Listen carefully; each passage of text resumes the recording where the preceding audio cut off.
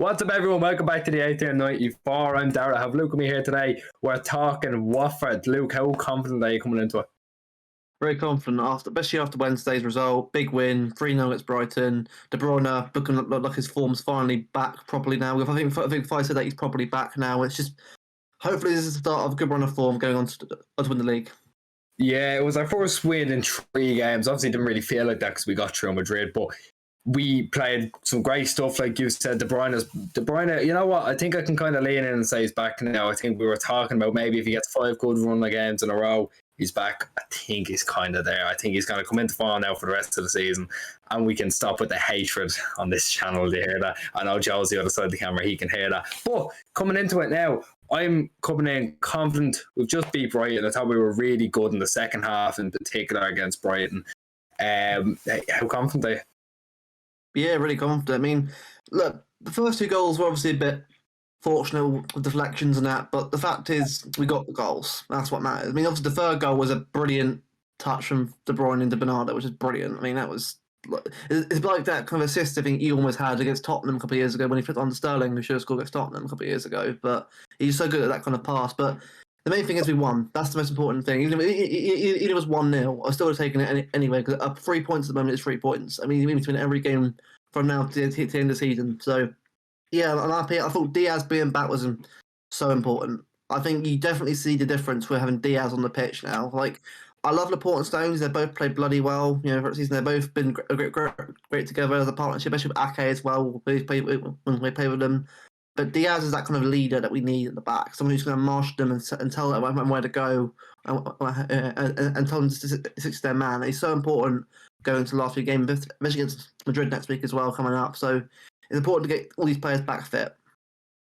Yeah, exactly. I think the exact same. To be honest with you, man, we need these players. We need our best players coming into this big stretch of the season. But something we'll touch on straight away, because we had a not really trouble start looking at the front 3, but we kind of just went for more so who didn't play. So you'll see in the team sheet when it comes up, but the front 11, the front 3 is Foden, Grealish, and Sterling. I'm looking at that now, and especially since these players are going to have to get arrested, can't keep playing twice in the space of a week. Are you worried with that front 3? This predicted front 3? Are you worried about the goals coming?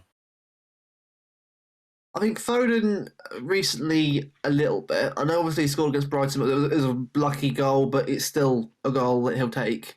But yeah, I think Grealish, actually has been playing pretty well when he has been playing. I will give him that. He's been quite positive recently. It's good to see him finally get more confidence, especially that goal against Liverpool at Wembley. Even if we lost, it's still a good goal, good finish. So for him, I'm happy with him getting game time, definitely. Sterling, I think you obviously we love Sterling here, but I think it's just inconsistency. There's still something there about Sterling that it's not quite every game that he's getting that consistency where he's getting the goal, getting a chance to bury it. I think he still needs to get better at doing that. So I feel like the front 3 definitely can score goals when they're all on form, but we need to have all 3 of them on form now for a season. It can't just be one game every 2 or 3. It has to be every game now. We have to be consistently scoring goals, finishing off chances, because we can't afford to keep wasting them, because there will be a game like Palace where we just don't score it and as more points drop. So it's essential that the front 3 get their act together and score those goals. Yeah, there'll be enough service into them anyway, especially if, De Bruyne is turning up like he has been, if Bernardo's able to get on the end of one as well. Like, you're going to see a good team put out, because every game now is a cup final, but we've talked enough about it. I think we just kind of go into it straight away. First off, Ederson, I think he has to play this. No qualms with that. Then Cancelo, Diaz, who's back his first start. Fingers crossed, he definitely will start. And Laporte and Zinchenko. So I think that's a strong enough defence. I'm going to hazard a guess and say they won't have much to do, Luke. What do you think? Yeah, I agree. I think Watford know that it's going to be a difficult game. Obviously, they'll probably do what Brighton, just try and get a goal on the counter if possible. Like, look, Watford are still a dangerous team on the counter with like Cucho Hernandez and De Pedro. They've still got players that can have pace. I can run and give us something to worry about if we make it. We get a few mistakes at the back, so we should be alright. I think the back 4 will definitely be a lot more marshalled and a lot more protected, a lot more on it now than ever before. So I think we'll be alright in that aspect. I mean, obviously Walker is still out, but hopefully after the conference that Pep gave, hopefully he's back soon. I imagine he'll probably come back in the next week or 2. Probably won't be rushed back, but the positive is that he's still going to be available for us going into the real last few weeks. So the first game, that falls perfectly fine. Yeah, exactly. I think you speaking about counter attack, it's going to be crucial that Rodri's in there as well, which is why he's starting, because he has been fantastic. I thought he was fantastic against Brighton as well. And then Bernardo and De Bruyne in front of it kind of goes without saying, really. I thought Gundogan was just kind of not bad, but iffy. He was definitely iffy, teetering towards bad against Brighton. I thought he didn't get his normal joys, so maybe he'll just be given a rest. We know he was coming off his little knee injury as well. So for now, has to be De Bruyne and Bernardo to get the right service into the front three so we can score a few goals. Am I right? Exactly, man. Exactly, yeah. Gundogan, I mean, last season he was incredible, world class. But I mean, this year, I think injury, especially and little niggles here and there, you can kind of see that even when he's not fully fit, you can definitely tell there's something not quite there in his performance. It's like, look, he hasn't been woeful, but it's not been Bernardo De Bruyne of recent form. Like he hasn't been that. I mean, De Bruyne's kind of like gone past him now. When Gundogan's gone down. I'm not saying like still a great player, Gundogan, but I think right now, best running, we've got to have the form three. And the form three are Rodri, Bernardo, and De Bruyne. So yeah, I think keep the same team.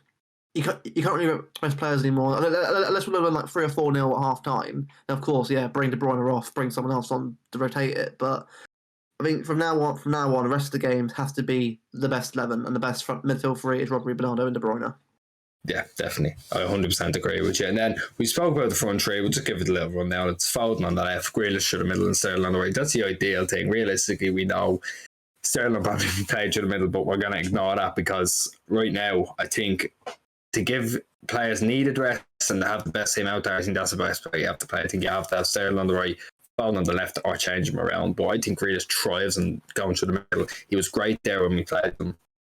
In the away fixture, I thought he was fantastic, didn't score, but he got into some great positions. I think that's where he needs to be. I know we're coming up against a different Watford, they're playing against a team with a different manager. He still has that capability. I think he has to start there. Do you think?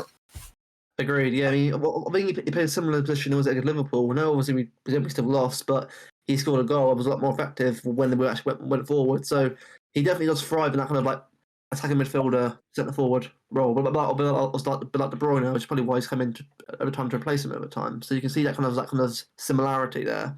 I think having having him in the middle is definitely more effective on the left right now. Obviously, against something like a team, let's say, who sits back and does a deep block. He's good at obviously winning free kicks and being annoying. But I think having him in the middle against someone like Watford who can sort of dictate play and feed off a De Bruyne to a Foden, that'd definitely be really important. I think Sterling a striker just doesn't work for me. I think for England in 2018, the World Cup didn't work then. It isn't working now. He's just not that kind of guy who can hold the ball up and do all that stuff. He isn't strong enough. He isn't that kind of player. And for me, on the right, he's always much more effective on the right or on the left if possible, but the right preferably. And Foden as well. Both of them are better on the wings to sort of feed in and sort of run past Grealish to try and make more opportunities. It's just that more effective for us at the moment. Yeah, 100%. Easily. You can't. I don't want to see him through the middle. It'll probably happen, but I don't want to see him there. So that's kind of it, really, isn't it? Except for score predictions. Luke, what's your score prediction? Ooh, I'm probably going to go for. I'll go 3-0. I think obviously it could be 4 or 5, but I think Watford would definitely make it difficult for us. I think it's all about just getting as many goals as we can. So I think go 3-0, solid result, and get us in the mood for Madrid on Tuesday. 4-0. I'm going to go Billy Big Balls. I'm going to say 4-0.